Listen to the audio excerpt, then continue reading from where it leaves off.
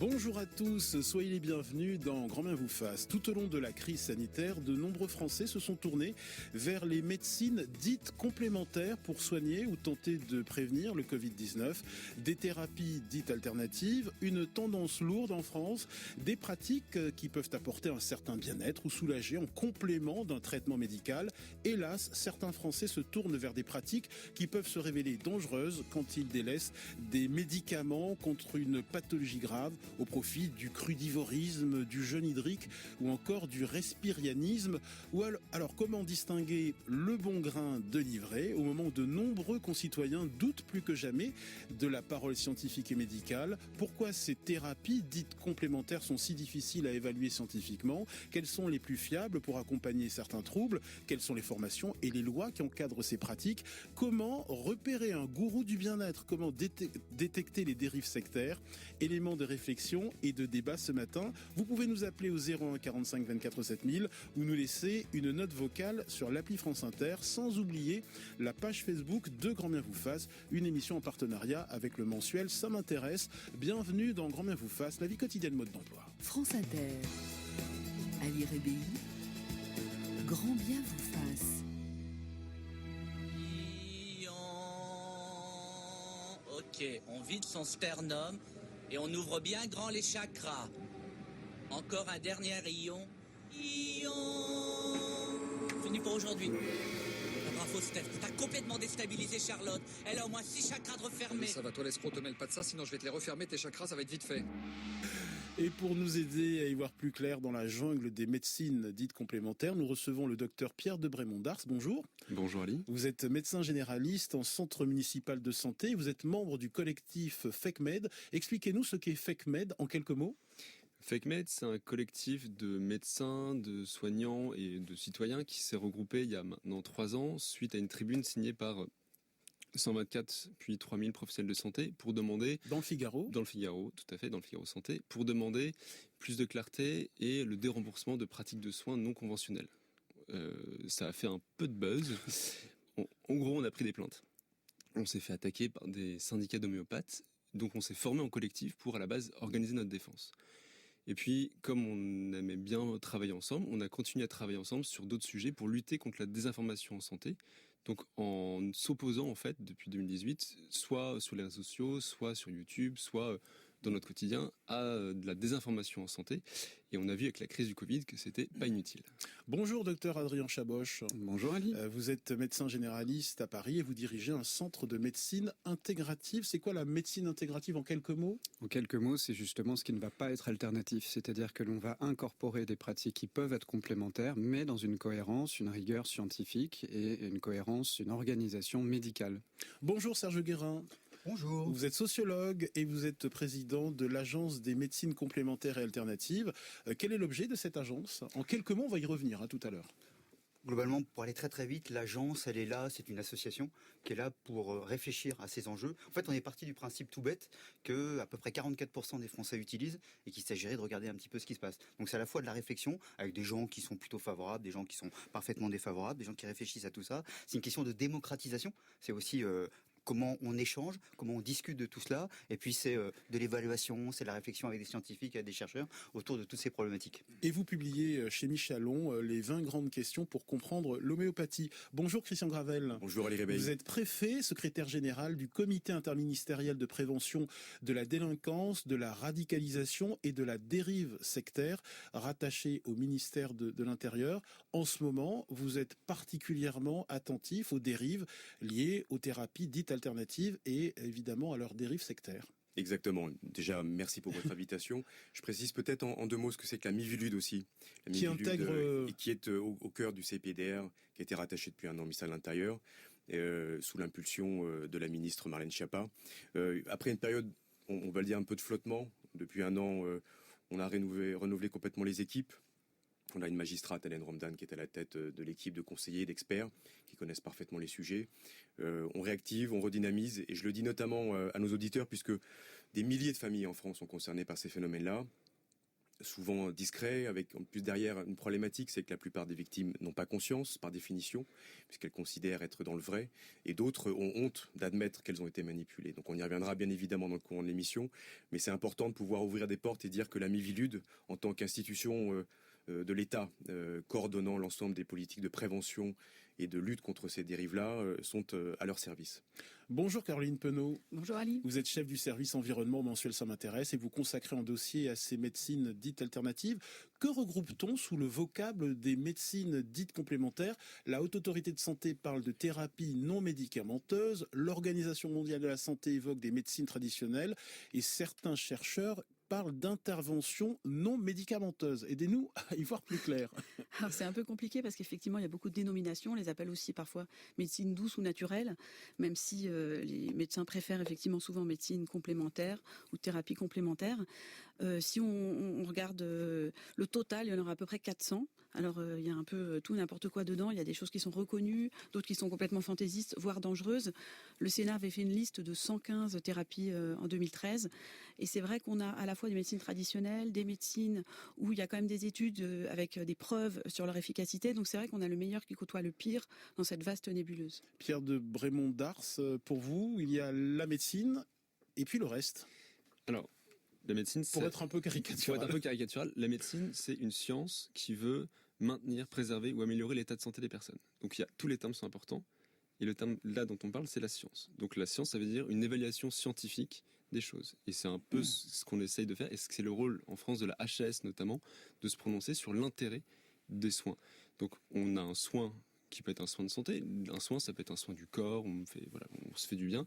Et puis il y a des choses qui sont scientifiques, on a une preuve que ça fonctionne, qu'il y a plus qu'un effet placebo. Et donc c'est un peu le rôle du médecin d'avoir, et c'est déontologique, cet œil-là sur ce qui est de la science, de la médecine, et ce qui est du soin, de la santé, et de naviguer, d'aider le patient à naviguer là-dedans. Docteur Chaboch. Tout à fait, mais ça soulève une problématique qui est que la définition retenue par l'OMS de la santé, c'est un état de parfait bien-être physique, psychique, social, qui ne se limite pas à l'absence d'infirmité, de maladie. Alors évidemment, ça pose en fait finalement deux choses.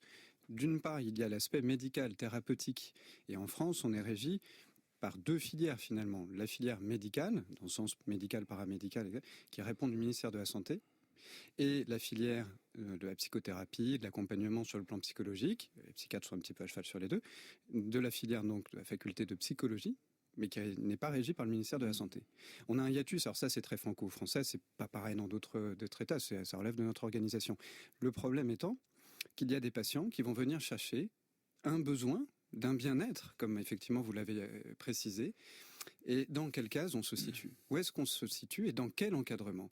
On ne va pas forcément aller voir un psychanalyste ou un psychologue formé à des thérapies si on veut faire du développement personnel. Pas forcément. Et on ne va pas forcément aller voir effectivement un médecin s'il a besoin de bien-être, si la personne a besoin de bien-être, parce que le médecin, ce n'est pas en tout cas son rôle actuellement désigné. Mais ça nous pousse justement dans nos retranchements. Peut-être que notre niveau de santé en général est très disparate, certes, mais il y a en tout cas une demande de la population qui recherche quelque chose, comment l'encadrer et comment répondre donc à la définition de la santé de l'OMS. Je suis d'accord, mais du coup, là, vous parlez de santé, et en effet, vous avez tout à fait raison, la santé, c'est plus que de la médecine.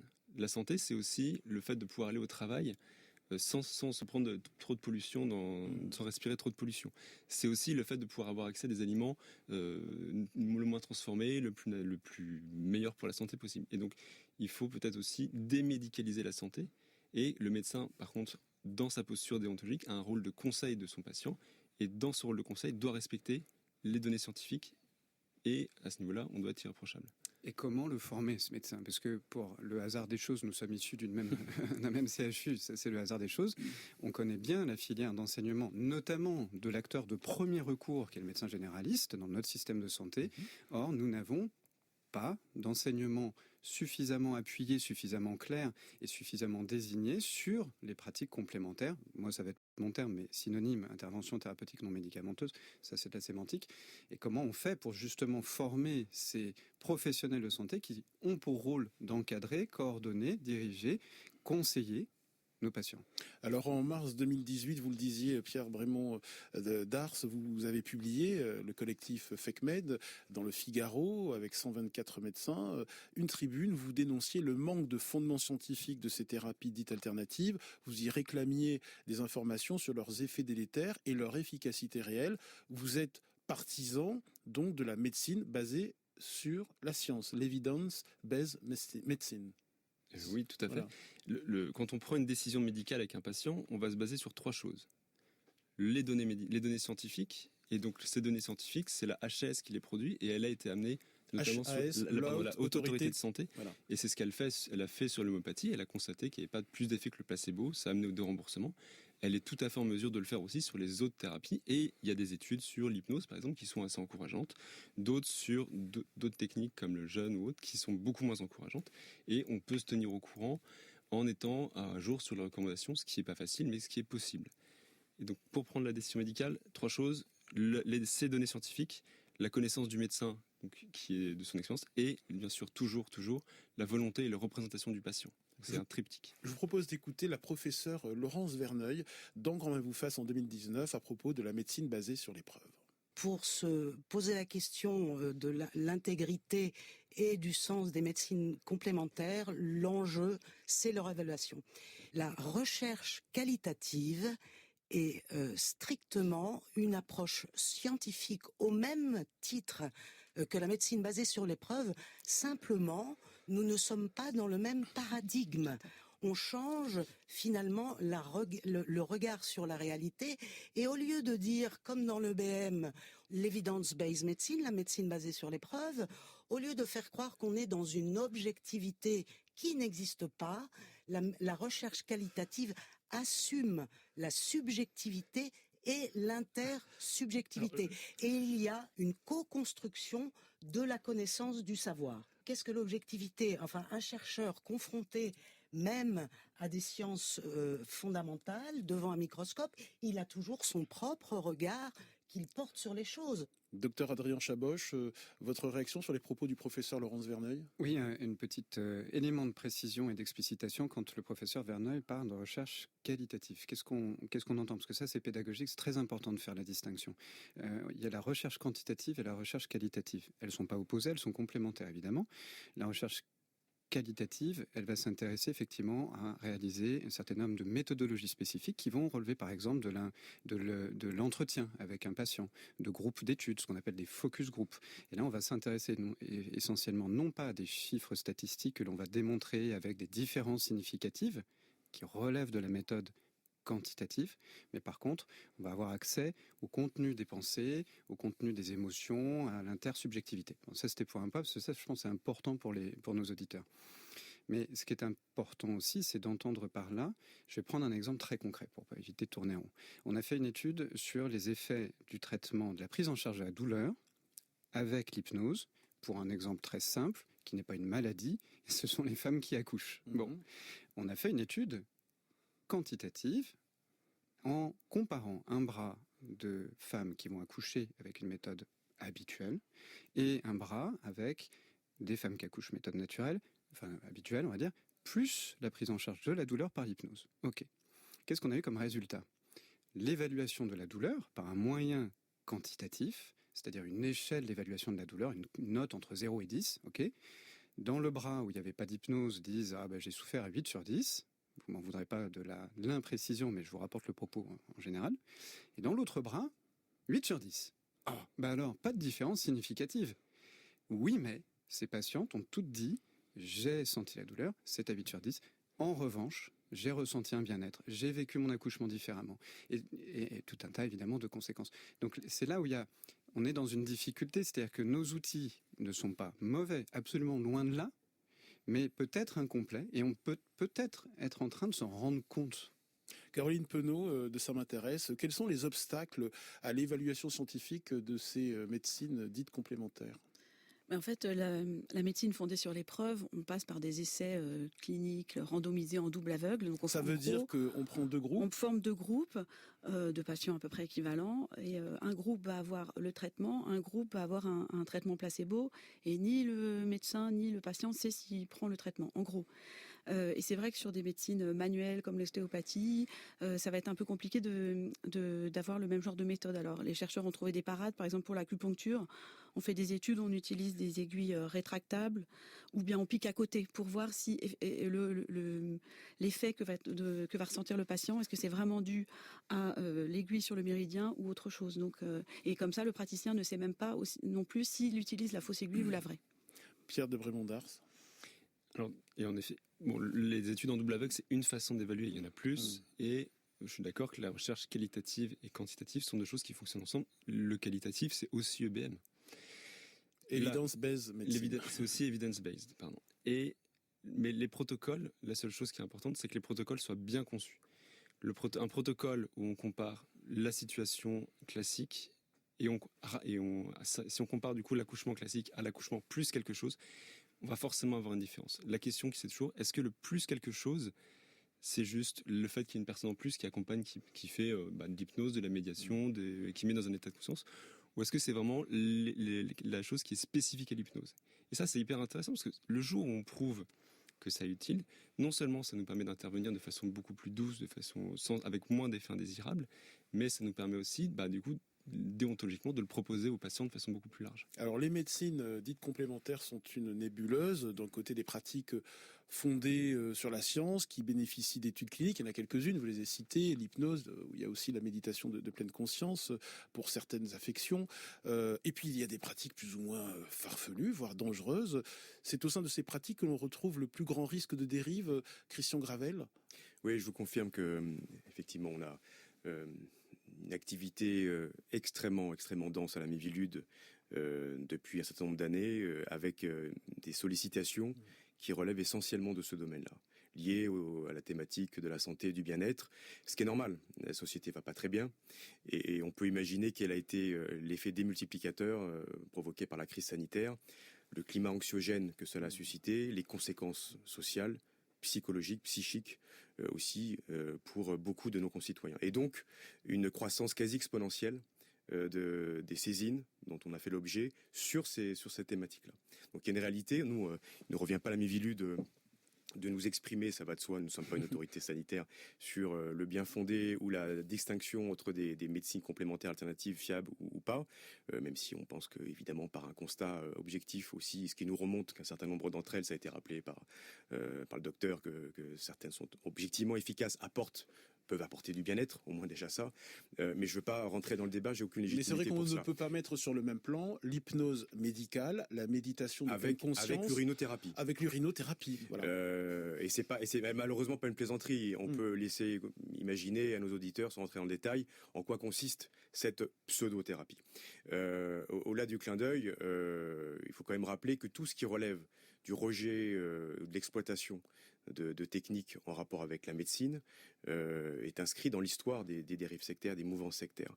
Je rappelle, petit rappel historique, que dans les années 80, un pseudo-médecin homéopathe avait recruté un certain nombre d'adeptes en faisant des réunions, des rencontres sur les questions du bien-être, de la santé et de l'écologie. Et on a retrouvé 16 de ces adeptes morts carbonisés dans le Vercors en 95. C'était l'ordre du Temple solaire. Eh oui. Au-delà de ça, il n'y a pas besoin de revenir sur cet exemple qui a marqué tous les esprits. Il est évident que pour tous les entrepreneurs malhonnêtes, manipulateurs, qui sont des professionnels de l'emprise mentale, s'adresser à des malades ou des personnes qui sont en recherche de solutions constitue évidemment pour eux un vivier considérable, avec derrière, soyons clairs, des enjeux qu'on retrouve qui caractérisent la dérive sectaire, enjeux de pouvoir, de mainmise sur des individus. D'argent. On est vraiment sur l'emprise mentale, évidemment d'argent, et bien trop souvent aussi à caractère sexuel. Serge Guérin, pourquoi avez-vous cofondé l'agence des médecines complémentaires alternatives? Vous ambitionnez, c'est clair, de devenir une agence gouvernementale. Expliquez-nous en quelques mots. Pour tout le débat qu'il y a ici, quand on a créé cela, alors il y avait Véronique Suissa qui est la directrice générale de cette agence, qui est une psychologue clinicienne qui a fait une thèse justement. C'était intéressant d'ailleurs en vous écoutant parce que elle, elle travaillait dans un SSR, dans une clinique, et puis les gens qui venaient vers elle donc étaient en très très grande difficulté et tout, et elle pensait qu'on allait lui demander du soutien psychologique, et bing, les gens en fait voulaient lui demander du yoga et ainsi de suite. Et elle ne connaissait pas nécessairement. Et donc elle s'est dit, tiens, c'est bizarre, pourquoi il y a autant de demandes? Et donc comment les gens évoluent avec ça. Donc ça, c'est un parcours. Philippe de Normandie, médecin, neurochirurgien, qui lui, dans sa pratique et aussi dans le travail avec le vieillissement, s'intéresse aussi à ça. Et puis moi, qui suis qu'un modeste sociologue, donc les études scientifiques qualitatives ou quantitatives, on connaît aussi. Et c'est vrai que ces deux éléments qui ne s'opposent pas, vous avez parfaitement raison, qui sont complémentaires. Et moi, ce qui m'intéressait, c'était sur les questions de vieillissement, de care, de pouvoir d'agir aussi. Le care. Le care, c'est le prendre soin, et le prendre soin mutuel. C'est beaucoup revenu d'ailleurs dans le discours là, avec la période du confinement. C'est aussi cette notion de pouvoir d'agir. Comme disait Spinoza, la joie, c'est dans le pouvoir d'agir. Il y a les passions tristes d'un côté, c'est pas bien, la haine et tout ça, ou bien il y a au contraire se dire, je peux aussi jouer un rôle. Et on voit bien que beaucoup de gens ont envie d'essayer de jouer un rôle sur leur propre santé. Puis je travaille sur le vieillissement, je vois bien aussi qu'on n'a pas trouvé de système pour guérir d'être vieux. En revanche, on peut... C'est pas une maladie d'être vieux. C'est pas une maladie, bravo, très bien, Ali. Mais qu'en revanche, on peut peut-être mieux vieillir, on peut moins avoir mal d'une certaine manière. Et donc dans tout ça, il y a toutes ces démarches qui existent. Et donc on se dit, d'un côté, il y a des choses extrêmement positives, extrêmement intéressantes. Dans d'autres cas, c'est carrément du délire absolu. Et il faut faire hyper attention. Ça va jusqu'à des dérives sectaires. Ça, c'est heureusement que le préfet Gravel et la Miviludes sont là parce que c'est un enjeu. Et on voit bien que ça augmente. Mais qu'il y a aussi des dérives en santé. La personne qui pense que elle va même abandonner ses traitements de chimio et qu'avec, je sais pas, de l'huile de pépin de raisin, tout va se régler. Mais elle n'est pas sous emprise d'une certaine manière. Elle le décide elle-même. Et donc il y a aussi tout un travail d'explication autour de tout cela. Et donc ça, on s'est dit, il y a des enjeux de démocratie sanitaire, il y a des enjeux de démocratie républicaine, et par ailleurs, il y a des enjeux de démocratie tout court. Alors je vais vous faire plaisir en citant Georges Fenech, l'ancien président de la Miviludes, la mission interministérielle de vigilance et de lutte contre les dérives sectaires. Il est très circonspect sur la création de votre agence. Je le cite dans l'Express, ce domaine de l'évaluation des pratiques de soins non conventionnels ne peut en aucun cas relever d'une initiative privée, avec tous les risques de dérive et de conflit d'intérêts que cela comporte. Tout cela ressemble beaucoup à une opération de lobbying, voire à une forme d'entrisme. Qu'est-ce que vous lui répondez ? Que d'abord, il y a un mot qu'on appelle la société civile. Je suis sociologue. Il se trouve que dans la société, il n'y a pas que le haut, il y a aussi le bas.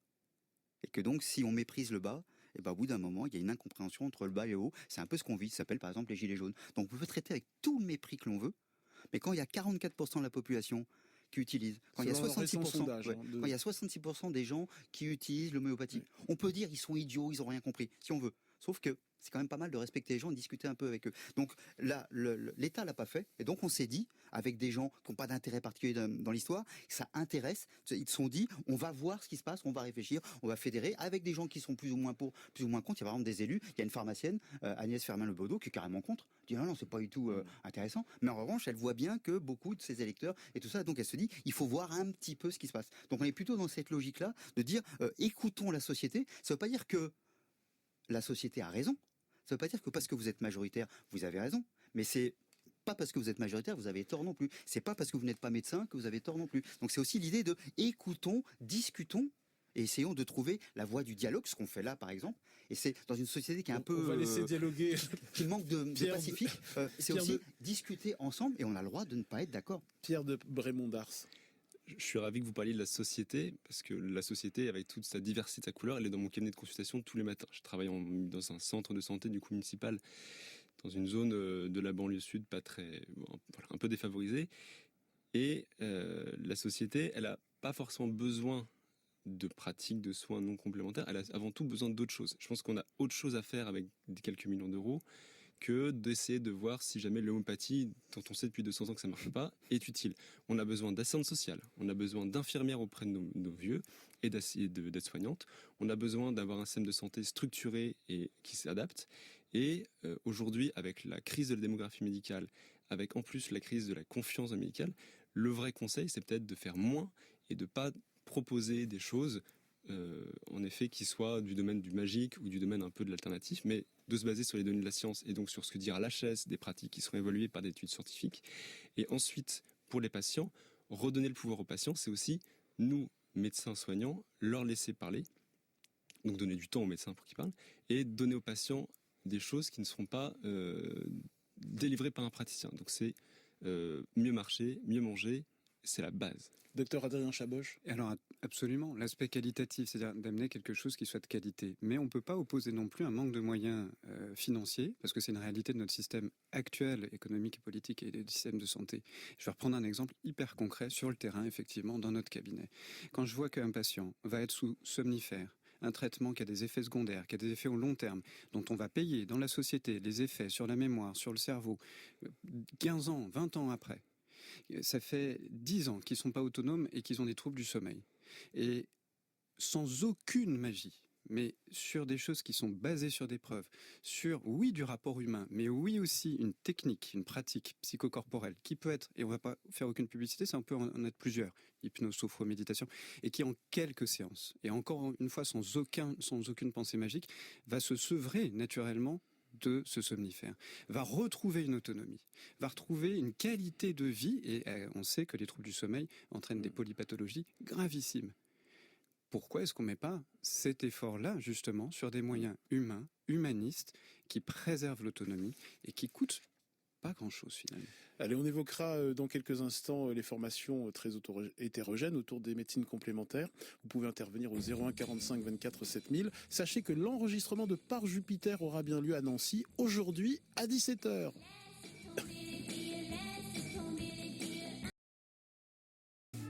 Pardon, excusez-moi, il sent un peu le chien mouillé, mon tapis. Le vôtre, ça va? Grand bien vous fasse. On a quand même l'air très con, non? Vous pouvez respirer moins fort, j'ai l'impression d'être au salon de l'agriculture. Dalai Lama, j'ai une crampe. Sur France Inter. Oh, faut vraiment être prêt à tout pour atteindre la plénitude. 11h-25, que pensez-vous des thérapies non conventionnelles, des médecines dites complémentaires? Intervenez au 01 45 24 7000 ou bien laissez-nous une note vocale. Bonjour, je m'appelle Stéphanie. Alors pour moi, les médecines alternatives et complémentaires sont essentielles. Elles sont de toute façon la base de la médecine d'aujourd'hui. C'est les premières médecines, donc elles ont accompagné des milliers de personnes. Et aujourd'hui, pour moi, elles sont vraiment une prévention dans le quotidien, un soutien au corps dans sa santé naturelle. Et je trouve dommage qu'on ne mette pas plus en avant, qu'on reste dans cette image de médecine un peu farfelue, ésotérique, si je peux le dire comme ça, alors qu'elles sont une vraie prévention de notre santé. Docteur Pierre de Brémondard, je rappelle que vous êtes notamment membre du collectif FECMED. Qu'est-ce que vous avez envie de répondre à Stéphanie qui nous a laissé une note vocale? J'ai envie de vous dire qu'elle a raison en partie, notamment sur le côté originel. L'utilisation de la nature, donc ce qu'on trouve dans la nature, c'est la base des médicaments qu'on utilise. Mais le problème, c'est que c'est pas fiable à 100% et c'est pas fiable constant. Le principe actif de l'aspirine qu'on a utilisé pendant des années, c'est issu de l'écorce, du bouleau, tout à fait. Sauf que la façon dont vous le récoltez, l'heure où vous récoltez et là où c'est le bouleau, vous n'allez pas avoir du coup le même dosage. Donc, on a réussi à extraire l'aspirine et à la synthétiser, et ça nous permet aujourd'hui d'en donner pour pas mal de raisons. Et donc c'est la base, mais la science a permis d'améliorer, de dépasser juste le côté plante pour avoir quelque chose de fiable et de constant. Serge Guérin, je rappelle que vous êtes sociologue et président de l'Agence des médecines complémentaires alternatives, sur le témoignage de Stéphanie. Alors c'est intéressant parce qu'elle parle beaucoup d'elle. Il y a aussi du ressenti. Je veux dire, une personne n'est pas égale à une autre personne. Il y a un environnement social, culturel, il y a des croyances. Tout ça, faut les prendre en compte. Et dans votre cabinet, par exemple, évidemment, il y a des publics qui peuvent être plus modestes, plus populaires que d'autres, et ainsi de suite, avec des croyances diverses. Et tout ça se prend en compte, s'écoute. Cette personne-là aussi, elle est dans la notion de prévention. C'est super important. Après tout, le meilleur système, c'est de pas aller voir le médecin parce qu'on se sent bien et que ça va bien. Donc c'est aussi, plus je peux faire attention avant. Et puis, il y a des démarches qui m'aident. Par exemple, quelque chose qui est complètement subjectif, qui s'appelle l'activité physique adaptée. Quand il y a 25 ans, Ciel Bleu lance ça, par exemple en allant dans les maisons de retraite, en allant vers le monde du handicap. Il y a quand même plein de médecins qui ont dit mais ça va pas. Mais enfin, les vieux ils vont quand même pas faire du sport en plus. Et puis les handicapés, mais pourquoi pas? Et voilà, il y a ça. Et ils ont été traités par le plus grand des mépris. Et aujourd'hui, il y a plein de gens qui disent ah mais c'est quand même peut-être pas mal, ça fait du bien déjà à l'être humain. Encore une fois, le corps et l'âme et l'esprit et tout ça qui peuvent fonctionner ensemble. Et puis, dans certains éléments, c'est comme la nourriture et autres, la nutrition, tout ça me permet aussi de reprendre une partie du pouvoir sur tout ça. Mais évidemment, j'ai sacrément besoin aussi d'être accompagné, d'être orienté et d'être expliqué, parce que je peux aussi faire des bêtises, ainsi de suite. Donc je crois que en effet, faut pas opposer, mais peut-être rendre les choses complémentaires. Docteur Adrien Chaboch, certains auditeurs peuvent se dire, tiens, j'ai essayé l'hypnose pour arrêter de fumer, ça marche, et qui sont tentés de généraliser leur cas personnel. Il faut le rappeler, l'expérience seule ne peut pas dire si tel ou tel type de thérapie complémentaire marche ou pas. Oui, c'est ça qui est très très compliqué. Qu'on doit justement reconfronter aussi, je vais être presque autocontradictoire. Je gère une équipe de 30 praticiens, on est vraiment sur les pratiques complémentaires, avec des médecins, Sauf qu'il faut bien se rappeler la place du médicament aussi. Pourquoi est-ce qu'on est dans une ère un petit peu anti-médicament, un petit peu, suite à des scandales, et ça, il y aurait des études sociologiques qui le décryptent et on ne va pas s'éterniser là-dessus. Mais il faut bien se rappeler quand même qu'au sortir de la Seconde Guerre mondiale, le premier neuroleptique qui est mis en place par des niqueurs, ça permet à des gens qui pouvaient que être asilés de vivre en société. Et là, aujourd'hui, on est dans une attaque sur les médicaments qui touchent le cerveau, l'autonomie, etc. On ne se rend pas compte d'à quel point et à quelle vitesse on a progressé en moins d'un siècle dans une ère, oui, certes, de la technicisation, qui a beaucoup donné de place aux médicaments. Alors, on se retrouve avec des gens qui ont besoin de retrouver un côté de ce qu'on va appeler une réhumanisation, de retrouver la relation avec le praticien. Et là, on parle d'effet placebo. C'est pas que l'effet placebo. Tiens, à ce sujet-là, nous avons Thomas au téléphone qui nous appelle de Nantes. Bonjour Thomas. Oui, bonjour. Je crois que vous avez une question sur ce sujet-là. Merci de prendre mon appel déjà. Oui. Oui, j'ai une question. Alors, la voici. Est-ce qu'au final, les médecines douces ne constituent pas un témoignage, celui de l'absence de prise en compte de la part psychologique et humaine de la personne ? C'est-à-dire que le besoin d'être écouté sur d'autres plans que celui rationnel et purement logique de la médecine conventionnelle, c'est-à-dire d'être écouté, de se relier à soi. Qu'est-ce que la médecine met réellement en place pour évoluer en la matière, pour s'adapter aux évolutions de la société ? Parce que moi, je ne suis pas la médecine douce. Ma mère, qui est rhumatologue, a observé ça dans sa pratique auprès de ses collègues. C'est-à-dire qu'il y avait un manque de prise en compte réellement de la personne dans sa dimension d'écoute. Docteur Adrien Chaboch. On est face à ce défi. On est face à ce défi qui va se cristalliser aussi dans comment se déroule par exemple la consultation de médecine générale. En moyenne en France, c'est 15 minutes. 20 minutes, c'est déjà beaucoup. Parfois, c'est 10 minutes. Pourquoi ? Parce qu'on ne peut pas faire beaucoup plus. Parce qu'il y a des contraintes innombrables qui font qu'on est réduit. Or, écouter quelqu'un, et il y a un psychanalyste barbu qui a fini sa vie à Londres, que je ne citerai pas. Oui, quelque chose comme ça. Qui a bien dit, qui a observé que 45 minutes, c'était bien. C'était bien pour avoir le temps de s'écouter. C'est pas que l'effet placebo, c'est pas que l'effet effectivement non spécifique. Et ce qui est intéressant, c'est que justement, quelles que soient les pratiques, même si elles sont sérieuses, au-delà même de l'outil en lui-même, c'est de remettre l'humain. Votre regard, Christian Gravel, je rappelle que vous êtes secrétaire général du comité interministériel de prévention de la délinquance, de la radicalisation et de la dérive sectaire. Vous auriez pu choisir un titre plus court. Allez-y, Christian Gravel. Je suis navré, cher ami. On va retravailler à ça. Non, ce qui a été dit, évidemment, est profondément juste. On sait bien que, prenant l'exemple de situations complexes, précisément des personnes confrontées à des cancers, par exemple, on sait que la critique d'un manque d'écoute, d'un manque de disponibilité du corps médical, évidemment la confrontation avec la difficulté des effets secondaires liés à certains traitements qui ont prouvé leur efficacité. Parfois, ces déficits-là incitent certains patients à vouloir, par peur ou par méfiance, aller voir ailleurs. Lorsqu'on s'inscrit dans la médecine complémentaire alternative qui semble être fiable, il n'y a aucun souci. Après, moi, encore une fois, ce qui m'intéresse, ce sont les dérives thérapeutiques à caractère sectaire. Et là, il y a une exploitation, une mainmise. Et donc, dans ces cas-là, l'idée d'assujettir les patients en leur faisant croire que la vérité est ailleurs et donc en leur vendant un certain nombre de médecines totalement alternative à ce qui relève du scientifique, avec des dangers qui peuvent être conséquents. Il y a un certain nombre d'affaires. On va y revenir dans bien quelques sûr, instants. Qui ont pu se traduire par des morts. Avec donc, un individu assez dangereux. Oui. Caroline Penaud, je rappelle que vous êtes journaliste à Ça m'intéresse. J'aimerais qu'on s'intéresse aux formations qui sont très hétérogènes dans le domaine des médecines dites complémentaires. Aucune loi n'encadre l'ensemble de ces thérapies. Non, c'est tout le problème. Il y en a très peu qui sont encadrés et il y a des formations hétérogènes, même dans une même spécialité. Par exemple, en sophrologie, on peut avoir des études qui vont durer 2 ans, je crois, et puis aussi on peut mettre sa plaque, reconnu par l'État, et on peut mettre sa plaque avec des formations très courtes. Je pense que pour l'hypnose, c'est un peu pareil, il y a des formations très courtes. Donc je pense qu'en tant que patient, c'est un peu compliqué, on ne sait pas exactement comment est formé le praticien qu'on a en face, et c'est un peu le souci. Il y a la DGCCRF, c'est la Direction de la répression des fraudes, qui avait fait des contrôles et qui avait vu qu'il y avait quand même un manquement, beaucoup d'informations du patient. Alors certes, c'était sur les tarifs, mais aussi un petit peu d'abus des termes diplômés, agréés, certifiés, des choses comme ça, qui montrent que voilà, on peut mettre un diplôme, on ne sait pas exactement ce qu'il vaut. Donc ça, c'est important de regarder à qui on a affaire. Serge Guérin. Oui, je crois vraiment la question de l'enseignement, elle est absolument majeure.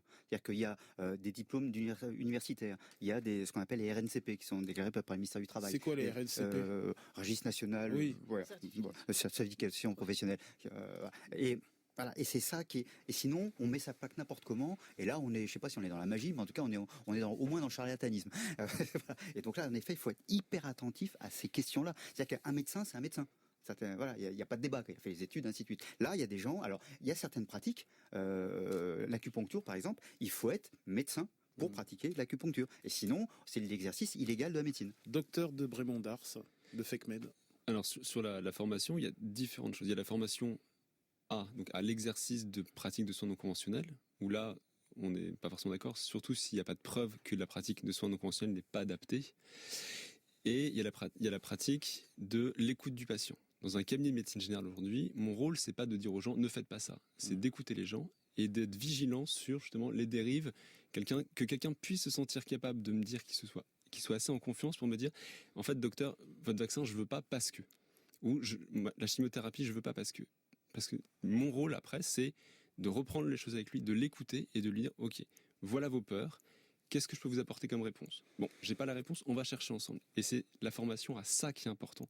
Donc c'est la connaissance, c'est la création de connaissances qui compte, et l'utilisation après, et la formation des médecins à l'écoute de leurs patients, pas à l'utilisation et à la promotion de pratiques qui n'ont pas fait la preuve de leur efficacité. Allez, je vous propose d'écouter Thierry Casasnovas, un reportage autour de Thierry Casasnovas, gourou du manger cru, et qui a pu affirmer que les maladies n'existaient pas et que selon lui, les jus de fruits ou de légumes pouvaient guérir, par exemple, le cancer ou le sida. Écoutons un reportage de Solène Lehen, diffusé en octobre 2020 sur France Info. Eux se considèrent plutôt comme des adeptes de la médecine alternative, médecine douce, médecine naturelle. Ils disent aussi médecine complémentaire. Et depuis l'apparition du Covid, ils ont réorienté, adapté leur discours. Parmi les promesses, les recettes de guérison, il y a celle de Thierry Casasnovas. Cela fait 10 ans que cet autodidacte réalise des vidéos sur YouTube dans lesquelles il prodigue ses conseils santé. Coronavirus, si j'étais ministre de la Santé, ça serait réglé rapido, bain froid et jeune pour tout le monde. Un petit peu de jus de carotte et vas-y que je t'envoie. Bain froid, jeûne et jus de carotte pour éviter d'attraper le Covid. C'est d'ailleurs la même recette pour d'autres maladies. Thierry Casasnovas prône une alimentation tournée vers les jus de légumes, jus de fruits. Et ces derniers mois, c'est parfois parti dans des délires mystiques, raconte Camille Chess, porte-parole du ministère de l'Intérieur qui s'exprime au nom de la Mivilude. On a vu des situations où ces gourous, ces influenceurs revenaient sur des thématiques liées à la punition divine, avec un regain aussi de courants apocalyptiques liés à la pandémie. On parlait beaucoup, par exemple, de l'imminence de la fin des temps. Donc le discours a profondément évolué du fait du Covid. Cela peut être, par exemple, des bains de lumière métatroniques avec des soins énergétiques, d'autres protections pratiquées par téléphone, bref, tout un champ divers qui sont à la fois des arnaques, mais aussi qui jouent sur la fragilité des gens et sur les dérives sectaires. Alors là, Christian Gravel, j'ai franchement pas envie de rire quand, par exemple, des malades du cancer arrêtent leur traitement pour boire des jus de fruits, de légumes préconisés par ce type de personnes. Bon. Non, on est confronté au prototype du gourou thérapeutique extrêmement dangereux, qui a fait évoluer d'ailleurs comme bien d'autres son discours en injectant une dimension complotiste à sa doctrine pour surfer sur cette vague-là, surfer sur précisément la vague des réseaux sociaux et de capter un nombre conséquent de victimes, puisque c'est bien le cas, qui malheureusement, parce que perdus, parce que ayant besoin de réponses simples à des problèmes complexes, ont un moment où envie d'y croire. Et effectivement, je pense qu'il n'y a pas besoin de passer un doctorat en médecine pour comprendre qu'un mixeur avec des jus de légumes ne fera strictement rien par rapport au Covid, au concert, et donc les conséquences peuvent être gravissimes. Il est important de repérer ces dérives sectaires quand on sait, selon une étude publiée en 2020, que 85% des personnes atteintes d'un cancer ont recours à une ou plusieurs thérapies non conventionnelles. Ce qui est grave, c'est quand ces patients qui souffrent de graves pathologies ne parlent pas à leur spécialiste du recours à ces thérapies non conventionnelles quand ils, par exemple, ils préfèrent des plantes ou autre chose à une chimiothérapie. C'est normal, il y a une forme de désespérance, on peut le comprendre dans le cadre de certaines situations. C'est ce que j'évoquais à plusieurs reprises. Il y a beaucoup de peur. Et puis, il y a envie de se raccrocher. Il y a un besoin d'espoir. Et donc, c'est là où encore une fois, ces acteurs, ces pseudo-thérapeutes. Comment on repère ces charlatans? Donnez-nous des clés. Écoutez, j'évoquais un discours simpliste.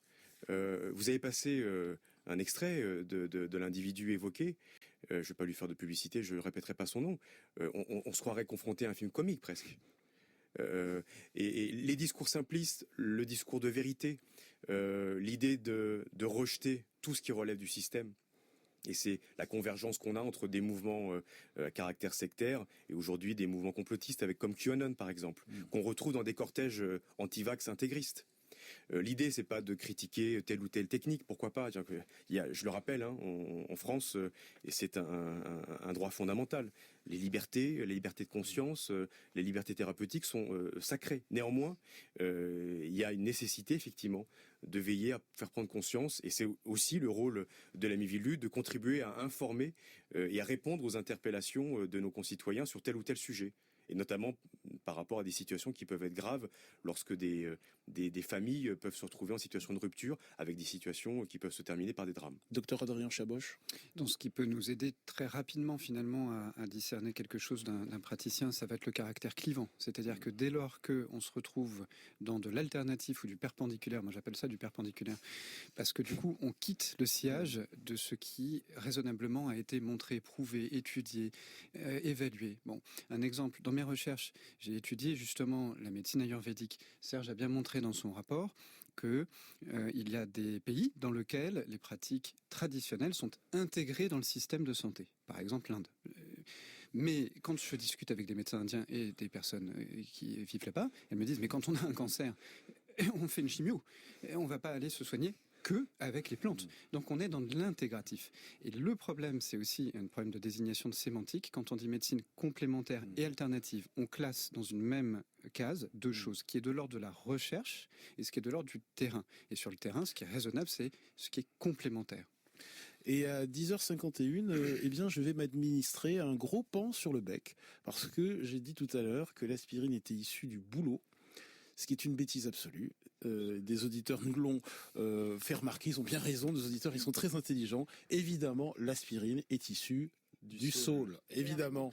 Vous avez vu, mais c'était juste pour tester nos auditeurs. J'ai fait exprès, en fait. Le mec n'assume pas du tout. En tout cas, dans quelques instants, nous passerons quelques disciplines au crible de la science avec Caroline Penaud de Ça m'intéresse. En attendant, on écoute Noël Gallagher. Gallagher, interprété Oui, Wait No. Je sais, vous vous moquez de mon anglais, tous autour de la table. Grand bien vous fasse. Ali Rébéi. Sur France Inter. 10h54, on s'intéresse encore quelques minutes aux médecines complémentaires avec Ça m'intéresse. Alors Caroline Penaud, vous avez mis au banc d'essai quelques disciplines, l'ostéopathie, la phytothérapie, l'hypnose, l'acupuncture. Alors en fait, il y a des études sérieuses sur toutes ces disciplines et qui fonctionnent plus ou moins selon les indications. En fait, c'est pas des remèdes universels. Voilà, c'est pas des panacées. Ce qui est intéressant, c'est de montrer que par indication, ça va plus ou moins marcher. Par exemple, l'ostéopathie, ça va marcher bien sur la lombalgie, mais à peu près à équivalence avec des anti-inflammatoires non stéroïdiens. L'acupuncture, ça marche contre certaines douleurs, mais sur la dépendance au tabac, on n'est pas trop sûr. Et puis c'est à peu près pareil, que ce soit de la fausse ou de la vraie acupuncture. L'hypnose, ça marche notamment sur le ressenti de la douleur. Voilà, la phytothérapie, ça dépend, parce qu'il y a une vingtaine de plantes où c'est à peu près prouvé, mais il faut faire attention aux interactions médicamenteuses et pas s'automédiquer. La méditation de pleine conscience, il y a des preuves assez solides sur l'anxiété, le trouble anxieux par exemple, ou sur certaines formes de dépression. Voilà, d'ailleurs Christophe André à l'hôpital Sainte-Anne pendant longtemps a utilisé la méditation de pleine conscience, mais bien souvent en complément avec des traitements médicamenteux. Tiens, sur l'hypnose médicale, quelles sont les preuves scientifiques avérées? On l'a évoqué avec Caroline Penaud, Adrien Chaboche. Alors avéré, ça va Vous êtes dépendre hypnothérapeute également. Oui, aussi, et je travaille en centre de traitement de la douleur. Alors avéré, c'est compliqué parce qu'il faut d'abord caractériser le niveau de preuve. Exactement. Alors que dans les rapports les plus actuellement conduits, poussés, reconnus gouvernementalement, c'est la fin de l'émission, il y a le rapport de l'INSERM, il y a des rapports de l'Académie de médecine qui ont effectivement amené des preuves sur quoi? Alors sur la douleur chronique et sur la gestion de la douleur aiguë, sur les troubles dépressifs, sur les troubles aussi intestinaux, les troubles qu'on appelle fonctionnels intestinaux, c'est-à-dire les douleurs de ventre, et puis sur la prise en charge du stress, de l'anxiété. Mais on est encore à des niveaux de preuve qui se veulent et qui se doivent d'être encore confortés, conformés, mais aussi en se demandant mais comment est-ce qu'on peut montrer certains effets dont on sent bien et dont on présuppose bien dans les études scientifiques, mais dont on n'a pas encore très bien les outils d'évaluation. Tiens, il nous reste une poignée de secondes. Un mot de conclusion autour de la table. Christian Gravel, président de la Mivilude. Non, je voudrais dire que on est confronté à un phénomène social lourd qui relève aussi d'un enjeu démocratique. Ça a été évoqué en début de réunion, puisque derrière, on voit bien que c'est la remise en cause de notre modèle de société, notre système basé sur la raison. Et donc, je pense ça mériterait bien 2-3 émissions supplémentaires pour aller creuser sur ce terrain-là. Pour finir, je voudrais juste dire, en vous remerciant de donner la parole, que vraiment l'équipe de la Mivilude est à l'écoute, à disposition de tous ceux qui ont des questions, ou qui, a fortiori, sont confrontés à des problèmes. Comment on vous contacte? dérive-sect.gouv.fr, dérive-sect au pluriel.gouv.fr, où vous tapez Mivilude sur un moteur de recherche, vous nous retrouvez, et on sera vraiment à votre disposition. Docteur Pierre de Brémond-Dars. Je pense que un des défis qu'a soulevé la pandémie, c'est qu'il faut réenchanter la science et la science de qualité. À partir du moment où on a des preuves que ça fonctionne, on quitte le domaine de la paramédecine, des thérapies, des thérapeutes, mais on rentre dans la science avec des balances entre le bénéfice et le risque. Et il faut réenchanter et réapprendre à faire de la bonne science. Serge Guérin qui va essayer de faire court. Le soin, le care, c'est aussi s'écouter et se respecter dignement les uns les autres. Et déjà, rien qu'avec ça, je dis pas qu'on soigne, mais en tout cas, on peut se faire du bien. Docteur Adrien Chaboche. Et donc de laisser place à l'humain. Et dans l'humain, il faut le respecter, il faut le protéger. Et dans notre système, il y a toujours des systèmes aussi qui doivent protéger les citoyens. Donc ça doit passer aussi par des lois. Merci beaucoup, docteur Pierre de Brémond-Dars, docteur Adrien Chaboche, Christian Gravel, Serge Guérin, et merci Caroline Penaud. On peut lire avec beaucoup de profit le tout nouveau numéro de Ça m'intéresse, disponible en kiosque demain. Grand bien vous fasse loisir.